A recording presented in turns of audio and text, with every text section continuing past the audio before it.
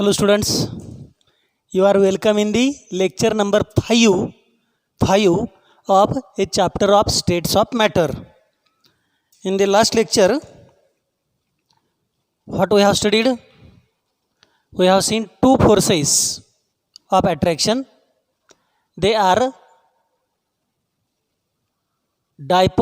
induced dipole force of attraction and the dispersion forces.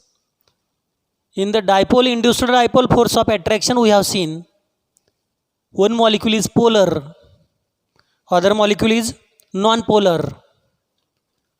That polar molecule induces the dipole, incorporates the dipole in non-polar molecule, and there is the force of attraction developed between them. In the dispersion forces, we have seen there are many non-polar substances, but still they are stable. Even though dipole is absent, it means that they are present in the stable state. Even though dipole moment is absent, there must be certain forces of attraction, and those forces of attraction are known as dispersion forces of attraction. In honor of the name of scientist, London, German physicist, the name is London. Forces are also termed as London forces. And those forces of attraction are strong with increasing the molecular size of molecule. जेवढी size मोठी मॉलिक्यूलची तेवढं dispersion फोर्सेसचं मॅग्नेट्यूडसुद्धा जास्त असतं. आणि शेवटचा हा एक force of attraction आपण बघणार आहे आत्ताच्या लेक्चरला. त्याला म्हणायचं hydrogen bonding. See what is mean by hydrogen bonding? It is the dipole type of interaction in which hydrogen forms a linking bonding with highly electronegative atom or the atom containing a lone pair of electron. म्हणजे hydrogen item आणि कशामध्ये bond तयार होतो हा? तर एका मॉलिक्यूलचा hydrogen item हा दुसऱ्या मॉलिक्यूलच्या इलेक्ट्रोनिगेटिव्ह ॲटम बरोबर बॉन्ड तयार करतो, लिंकिंग करतो. त्या दुसरा जो ॲटम आहे दुसऱ्या मॉलिक्यूलचा, त्याची इलेक्ट्रोनिगेटिव्हिटी खूप जास्त असते किंवा त्याच्यावरती लोन पेअर ऑफ इलेक्ट्रॉन असते. लोन पेअर म्हणजे फ्री पेअर, इलेक्ट्रॉनची पेअरच त्याच्याकडे असते फ्री. असा ॲटम आणि पहिल्या मॉलिक्यूलचा हायड्रोजन ॲटम यांच्यामध्ये लिंक तयार होते, बॉन्ड तयार होतो. म्हणजे तो काय आहे बरं? हायड्रोजनवरती पॉझिटिव्ह चार्ज असणार, आपल्याला माहिती आहे. आणि दुसरा इलेक्ट्रोनिगेटिव्ह म्हणतोय मी, म्हणजे त्याच्यावरती कोणता चार्ज असणार? निगेटिव्ह चार्ज असणार. आणि मग त्या दोघांच्यामध्ये फोर्स ऑफ अट्रॅक्शन डेव्हलप होतो आहे. म्हणजे याचा अर्थ पहिला मॉलिक्यूल झाला डायपोल, दुसरासुद्धा काय झाला? डायपोलच झाला.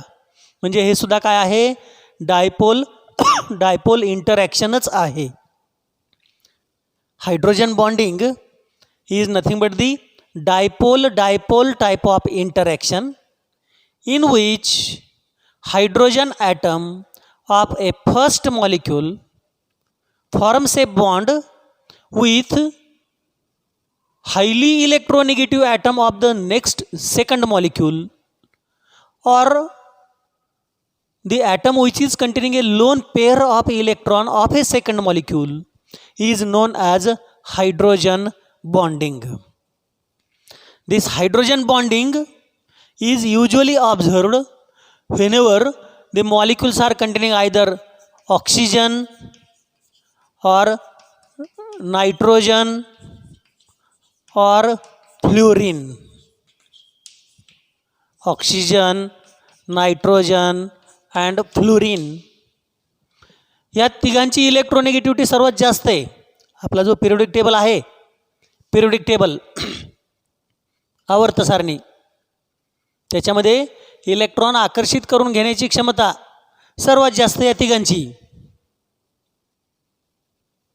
त्यामुळं या तिघापैकी एखादा जर ॲटम असेल आणि तो जर हायड्रोजनच्या कॉन्टॅक्टमध्ये आला, नेबरिंग मॉलिक्यूलच्या हायड्रोजनच्या कॉन्टॅक्टमध्ये आला, तर त्यावेळेला कोणता बॉन्ड तयार होतो सांगितलं मी? हायड्रोजन बॉन्ड तयार होतो, हायड्रोजन बॉन्डिंग तयार होतं. This hydrogen bonding is strong as compared with dipole interaction, any other dipole interaction or dipole induced dipole interaction or ion dipole interaction or dispersion forces. Hydrogen bonding हे इतर कोणत्याही इंटरॅक्शनपेक्षा strong आहे. फक्त हे कशापेक्षा weak आहे तर आयोनिक बॉन्ड आणि covalent bond याच्यापेक्षा वीक आहे.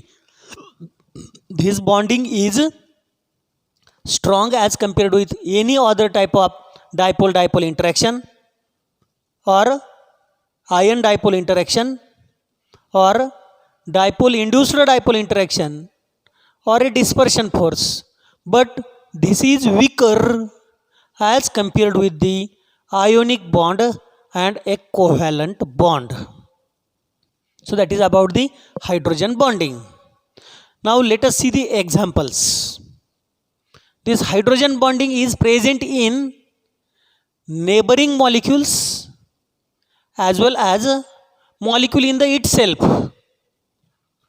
दोन शेजारील मॉलिक्यूलमध्ये हायड्रोजन बॉन्डिंग असतं, तसंच एखाद्या मॉलिक्यूलमध्ये स्वतःमध्येच हायड्रोजन बॉन्डिंग असते.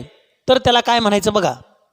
पहा, समजा आपण HF याचं उदाहरण घेऊया. याला म्हणायचं हायड्रोजन फ्लोराईड, HF. फ्लोरीनची मी आत्ताच सांगितलं इलेक्ट्रोनिगेटिव्हिटी जास्त असते, म्हणून याच्यावर निगेटिव्ह चार्ज येणार, इथं पॉझिटिव्ह चार्ज येणार. असा हा HF मॉलिक्यूल असतो. आता काय होतं की दुसरा HF मॉलिक्यूल हा सुद्धा याच प्रकारचा असणार आहे, पार्शियल निगेटिव्ह पार्शियल पॉझिटिव्ह. मग हा हायड्रोजन काय करतो, इकडचा बी निगेटिव्ह इकडचा बी निगेटिव्ह या दोघांच्यामध्ये बॉन्ड तयार करतोय. This hydrogen forms a bond between two electronegative atoms. This is known as hydrogen bonding. हा एक मॉलिक्यूल आहे, हा शेजारचा दुसरा मॉलिक्यूल आहे. दोन मॉलिक्यूलमध्ये बॉन्डिंग तयार झालं आहे, म्हणून आपण याला काय म्हणणार? Intermolecular hydrogen bonding. याला काय म्हणायचं? Intermolecular hydrogen bonding. HF हा एक मॉलिक्यूल आणि हा दुसरा मॉलिक्यूल. इंटरनॅशनल दोन देश, तसं इंटरमॉलिक्यूल एक मॉलिक्यूल आणि दुसरा मॉलिक्यूल, इंटरमॉलिक्युलर हायड्रोजन बॉन्डिंग. या फ्लोरीनची इलेक्ट्रोनिगेटिव्हिटी जास्त आहे, ह्याचीसुद्धा जास्त आहे, हायड्रोजनची कमी आहे. हायड्रोजन काय करतो? दोन इलेक्ट्रोनिगेटिव्ह ॲटम बाइंड करतो एकत्र, त्याला म्हणायचं इंटरमॉलिक्युलर हायड्रोजन बॉन्डिंग. आणखी एक एक्झाम्पल सांगतो.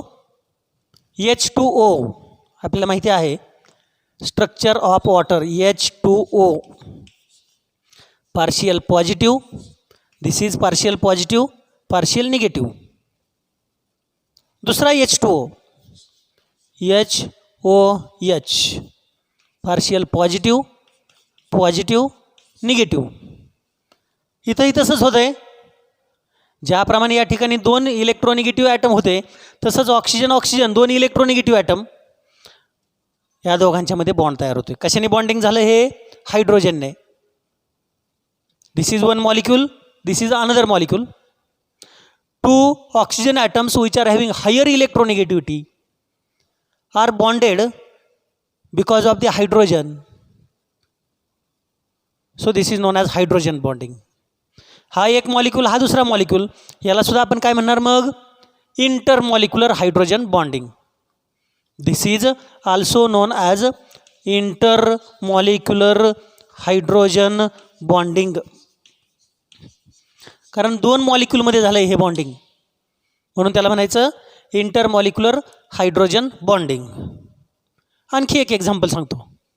अमोनिया बघा, NH3 कसं तयार होतं, NH पार्शियल निगेटिव्ह चार्ज, इथं पार्शियल पॉझिटिव्ह चार्जेस असतात. दुसरा ammonia molecule NH3 partial positive negative positive positive, हे दोन एकत्र काय केले add, this is one ammonia molecule, this is the another ammonia molecule. These two ammonia molecules are added together. Hydrogen has least electronegativity. Nitrogen has higher electronegativity. So negative and this positive formation of bond take place because of the less electronegativity of hydrogen. Formation of bond take place. So it is known as hydrogen bonding. This is also intermolecular hydrogen bonding.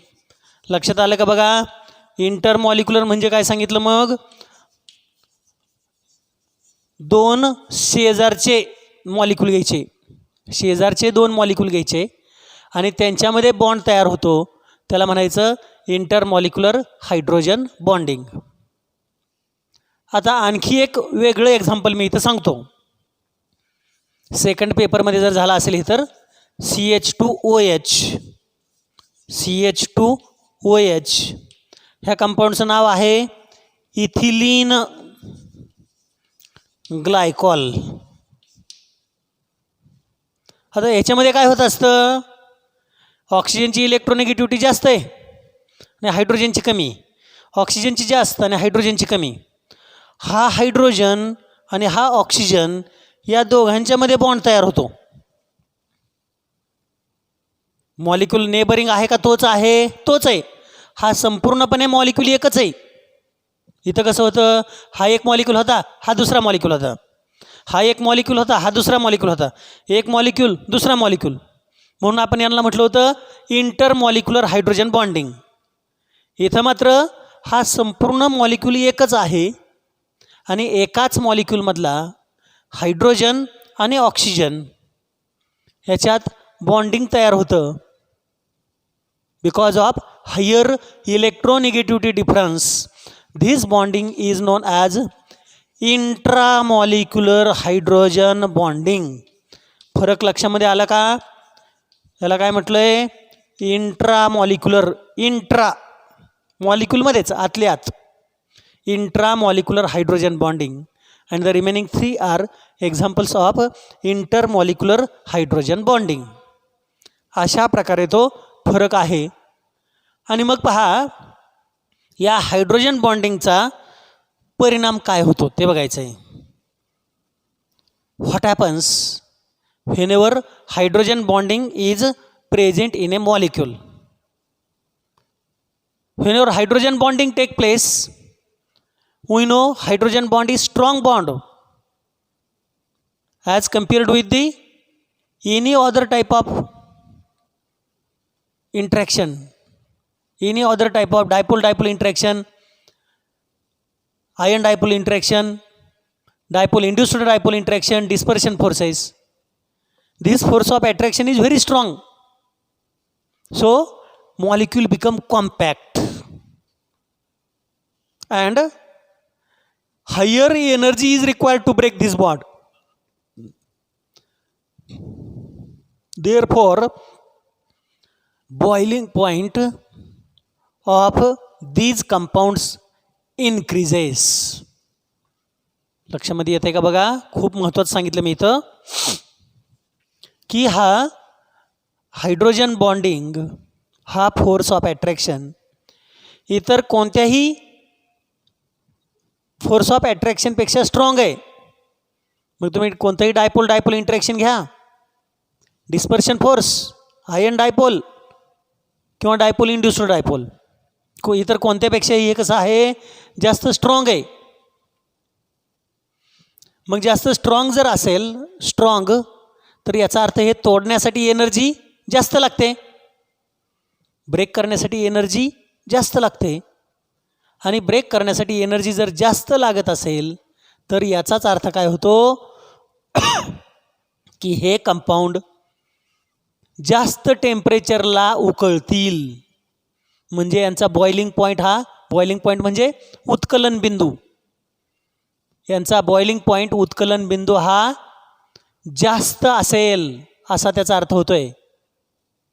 Sense the hydrogen bonding is strong as compared with any another force of attraction. Therefore, the boiling point of the compounds which are containing hydrogen bonding are higher as compared with the compounds which are not containing the hydrogen bonding.